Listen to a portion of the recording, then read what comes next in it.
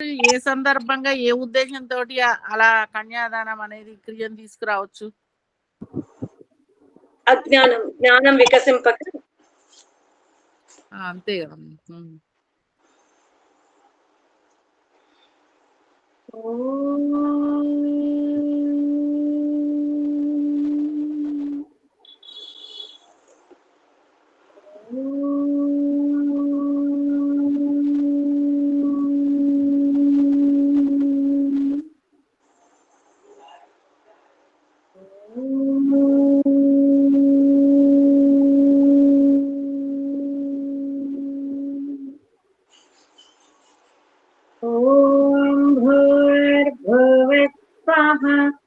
तत्सवितुर्वरेण्यं भर्गो देवस्य धीमहि धियो यो न प्रचोदयात्।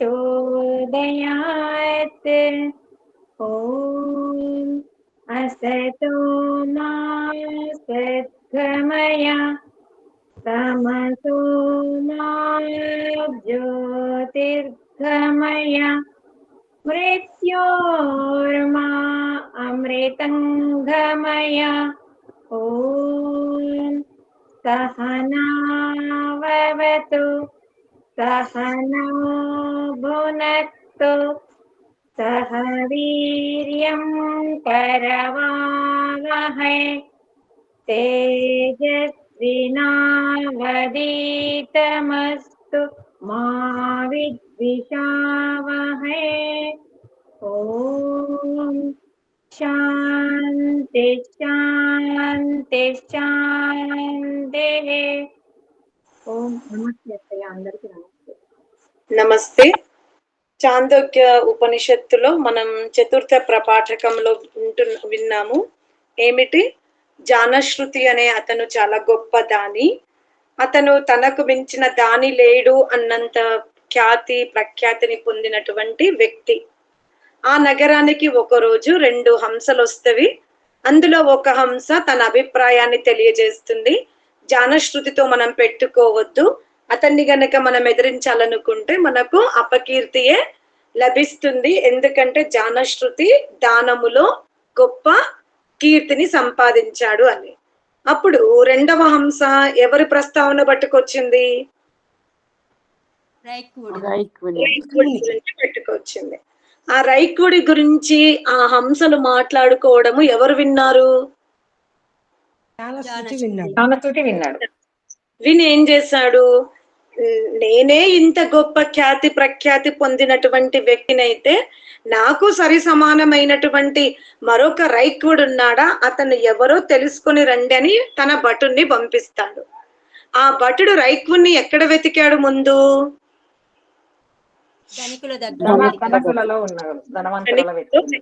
కానీ దొరకలేదు. తర్వాత 2వసారి ఎక్కడ వెతికాడు? ధర్మాత్ముడు.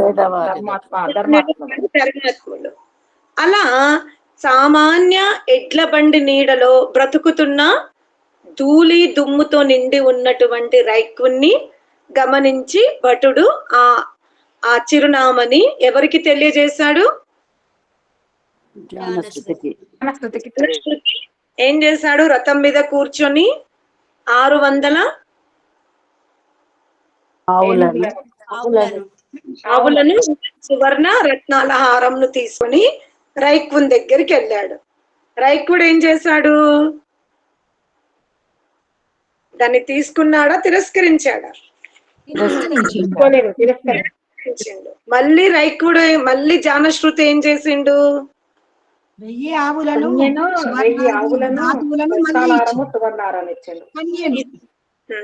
ఇలా ప్రతిసారి దానముతో సంపత్తులతో వెళ్తున్నాడు.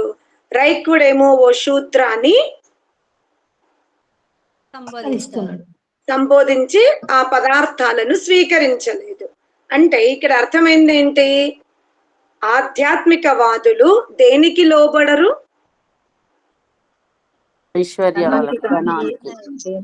సువర్ణాది ధాతువులకి లోబడి తన ఆధ్యాత్మిక ఉపదేశాన్ని ఇవ్వరు. ఎవరిలో అయితే తెలుసుకోవాలని జిజ్ఞాస ఉంటుందో అటువంటి వారికే ఉపదేశాన్ని ఇస్తారు. ఉపదేశాన్ని దొరుకుతుంది. అయితే రైకుడు జానశ్రుతిలో చూసిందేమిటి? పట్టుదల చూస్తాడు. రైకుడు జానశ్రుతిలో చూసిందేమిటి? ఒక డైరెక్షన్ లోనే చూడలేదు, ఇంకో డైరెక్షన్ లో కూడా చూశాడు. ఏంటి? ఇతను నన్ను వస్తువాహనాదులతో లోబర్చుకోవాలని ఉన్నాడు. ఇంకో ఏ అభిప్రాయంతో ఉన్నాడు? నేర్చుకోవాలనే పట్టుదలతో కూడా ఉన్నాడు. అవి గమనించినటువంటి రైకుడు సువర్ణాది ధాతువులనైతే తిరస్కరించాడు, కానీ జానశ్రుతి యొక్క శ్రద్ధని మాత్రం గమనించాడు. ఇక ఉపదేశాన్ని ప్రారంభిస్తున్నాడు. అర్థమైందా? ఇప్పుడు ఇక్కడ మీరు గమనించింది ఏమిటి? రైకుడు ప్రపంచమున ఏ దానం ఇచ్చి ఉంటాడు అంత ప్రసిద్ధి కావడానికి? విద్యాదానం, బ్రహ్మదానము, బ్రహ్మదానము. కాబట్టి దానాలలో అన్నింటికంటే శ్రేష్టమైన దానం ఏమిటి? బ్రహ్మదానమే. ఎవరైతే బ్రహ్మ గురించి తెలుసుకొని ఆ బ్రహ్మను పొందుటకు తగిన మార్గము సూచిస్తున్నారో వాళ్లకు మించిన దాని ఈ భూమిలో లేరని ఈ జానశ్రుతి రైక్వుని యొక్క కథ ద్వారా అర్థమవుతుంది. ఇంకా అర్థం కాలేదా? అర్థమైందా? ఇంత కంజూస్ గా స్పీకర్ చెప్తున్నారు వాక్కుతోటి. మళ్ళీ టక రావాలి కదా మాతాజీ. ఇప్పుడు ఇక్కడ బ్రహ్మ దానం అనాలా, బ్రహ్మ జ్ఞానం అన్నట్ట మాతాజీ? మీరు బ్రహ్మదానం అన్నా బ్రహ్మ జ్ఞాన దానం అన్నా ఎందుకు అట్లా వర్డ్స్ ని పట్టుకొని ఉంటారు? ఎవరైనా బ్రహ్మని దానం చేయగలుగుతారా? బ్రహ్మ జ్ఞాన ధనమే అంటే బ్రహ్మ గురించి చెప్పడం, బ్రహ్మను ఇవ్వడం, బ్రహ్మోపదేశం ఇవ్వడం. సరేనా? వెళ్ళిపోదామా? ఇప్పుడు అర్థమైందా? ఏంటి? జానశ్రుతి ఏమో లోకానికి దేని ద్వారా దానం చేశాడు, ఉపకారం చేస్తున్నాడు? రైకుడు అర్థమైందా? మరి మనమందరం ఎక్కడుందా? బ్రహ్మ విద్యని నేర్చుకోవడానికి. బ్రహ్మ విద్య నేర్చుకుంటారా? పోనీ నేర్చుకొని మీ యొక్క ప్యాకెట్ లో పెట్టుకుంటారా? ఇస్తారా సొసైటీకి? తెలిసింది మంచిది చెప్పాలి. సరేనా? ఇక చాందోగ్య ఉపనిషత్తులోని చతుర్థ ప్రపాఠకంలోని 2 ఖండాలను చక్కగా సంపన్నం చేసుకున్నాం. ఈ రోజు మనం 3వ ఖండాన్ని ప్రారంభించుకుందాం.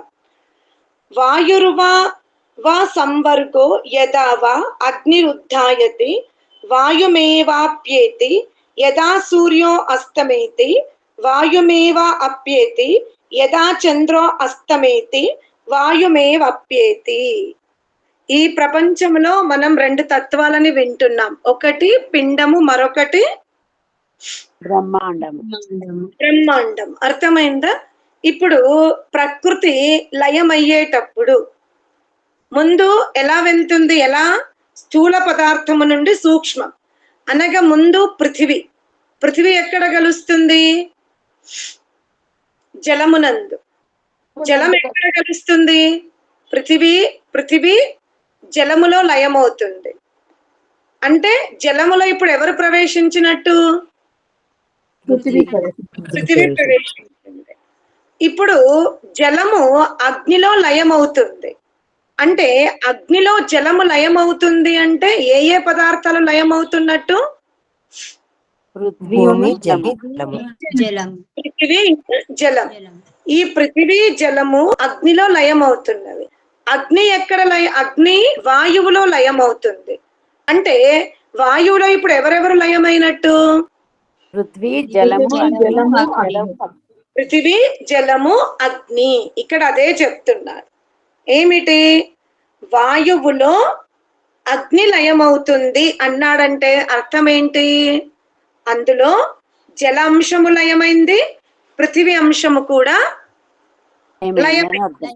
విడదీస్తే పృథివీ జలములో లయమవుతుంది, జలము అగ్నిలో లయమవుతుంది, అగ్ని వాయువులో లయమవుతుంది, వాయువు ఆకాశంలో లయమవుతుంది.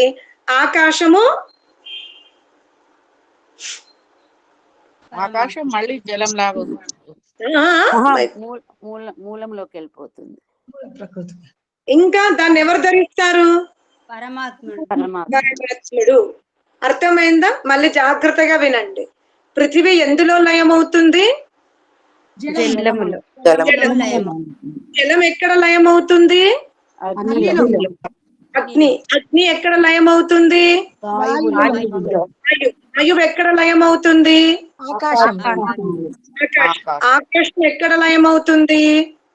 పరమాత్మలు. అయితే మూల ప్రకృతి అన్నారనుకోండి, మళ్ళీ పరమాత్మని కూడా తీసుకోవాల్సి వస్తుంది. అర్థమైందా? ఇప్పుడు మళ్ళీ మూల ప్రకృతి నుంచి ఆకాశం, ఆకాశం తర్వాత వాయువు, వాయువు తర్వాత అగ్ని తర్వాత జలం, జలం తర్వాత పృథివీ నుండి ఇంకా ముందుకెళ్తే పృథివీ నుండి ఏమొస్తవి చెప్పుకుంటున్నాం ఉపనిషత్తులో. అన్నాలు. అన్నము నుండి వీర్యం, వీర్యము నుండి ధాతువులు, ధాతువుల నుండి ఈ వివిధ శరీరాలు. ఇప్పుడు ఇంకా వెళ్ళండి. శరీరాలు ఎక్కడ లయమవుతున్నవి? మన స్థూల దేహం ఎక్కడ లయమవుతుంది? అగ్నిలో. మళ్ళీ ఇంత చక్కగా చెప్పిన తర్వాత మళ్ళీ ఎందుకు వెళ్తారు అట్లా? పృథ్వీ లోపట ఎక్కడ పృథ్వీ లోపల ఎక్కడ లయమవుతాయి? ధాతువులు. ఇప్పుడు మన ఈ పృథివీ శరీరం, ఈ శరీరం ముందు ఎక్కడ లయమవుతుంది? జలం. అందుకనే అగ్నిహోత్రం మనం చితిని భస్మం చేసేటప్పుడు అక్కడ ఆవిరైతుంది శరీరం. శరీరంలో ఏ అంశాలు ఉన్నాయి మీ దేహంలో? పంచభూతాల నుండి శరీరం. మరి అలాంటప్పుడు ముందు ఏది లయం అవుతుంది? పృథివీ లయం అవుతుంది. అంటే పృథివీలో ముందు ఏది లయం అవుతుంది? ధాతువులు అని చెప్పాలి కదా. పృథివీ నుండి మనం అన్నాదులు తీసుకున్నాం, అన్నాదు నుండి వీర్యము, వీర్యము నుండి కదా ఈ శరీరం తయారైంది. కాబట్టి ముందు ఈ స్థూల దేహములో ఏది ముందు సూక్ష్మంగా మారిపోతుంది? పృథివీ అంశం. పృథివీ తర్వాత ఏది? జలం. జలం. తర్వాత అగ్ని. తర్వాత వాయువు. తర్వాత ఆకాశం. అర్థమైందా? ఇలా ఉత్పత్తి ఎలా జరుగుతుందో లయము కూడా అలాగే జరుగుతుంది. అర్థమైందా? సూక్ష్మము నుండి స్థూలం, స్థూలము నుండి సూక్ష్మం. అర్థమైందా? ముందు సూక్ష్మం, తర్వాత సూక్ష్మం నుండి స్థూల పదార్థాలు. లయం అయ్యేటప్పుడు స్థూల పదార్థాల నుండి సూక్ష్మ పదార్థాలు. ఇప్పుడు ఆకాశం, ఆకాశం తర్వాత ఏది తయారైంది? ఆకాశమున కంటే స్థూలం వాయువు, ఆకాశమున కంటే వాయువు స్థూలం, వాయువున కంటే స్థూలం అగ్ని, అగ్ని కంటే స్థూలం జలం, జలము కంటే స్థూలం పృథివీ. మళ్ళీ పృథివీ కంటే సూక్ష్మం జలము, అదే పృథివీ కంటే సూక్ష్మం జలం, జలము కంటే సూక్ష్మం అగ్ని, అగ్ని, అగ్ని కంటే సూక్ష్మం వాయువు. వాయువు కంటే సూక్ష్మం ఆకాశం. ఆకాశం కంటే సూక్ష్మమైన వాడు పరమాత్మ.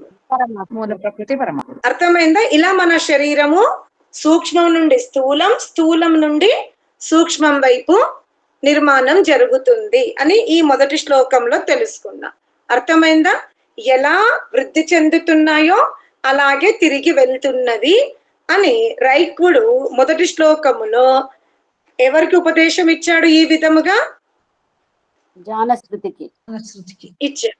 సరేనా? ఇంతటితో ఈనాటి క్లాస్ ని ఇక్కడే ఆపేద్దాం. శాంతి పాఠ్.